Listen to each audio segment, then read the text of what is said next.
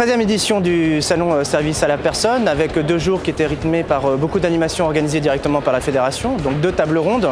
Le choix cette année a été d'axer les tables rondes sur les métiers, à la fois pour que ces filières puissent attirer des personnes et que ces personnes qui rentrent dans les filières, ces intervenants, puissent avoir une formation de qualité.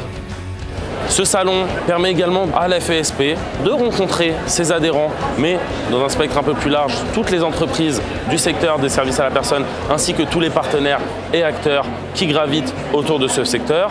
Beaucoup de décideurs publics sont venus, tant des parlementaires que des membres de l'administration ou des personnes qui sont en conseil du gouvernement. Les organisations salariales, les partenaires institutionnels, pour insister sur tous les enjeux des services à la personne et de la nécessité à la fois de rendre ce secteur encore plus attractif qu'il ne l'est, de fidéliser les salariés en poste et de voir également quelles sont les actions à mener pour éradiquer le travail dissimulé. Et le caractère convivial qu'il peut y avoir dans le salon et en particulier sur le stand de la fédération nous permet tout simplement de répondre à les questions, de mettre à jour les décideurs sur l'actualité de la fédération et de la filière et de leur soumettre les projets qui sont importants pour la fédération et qui, on espère, d'ici les prochains mois, verront le jour. À la FESP, on axe notre action sur l'écoute, l'appui et l'accompagnement des adhérents et de nos partenaires.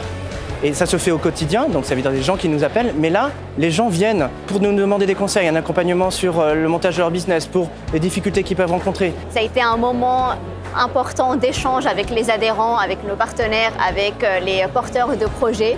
On a trouvé que c'était important de valoriser les partenaires et les partenariats. Donc c'est pour ça qu'on a fait 2 signatures de convention, une avec la CCI de La Réunion, sur laquelle on travaillait depuis pas mal de temps, et une autre convention avec le partenaire UP. L'édition 2019 du Salon des services à la personne a été une nouvelle fois une véritable réussite pour la fédération. C'était pour moi aussi une édition de transition, puisque c'était le départ d'Olivier Peraldi et mon arrivée à la tête de la fédération.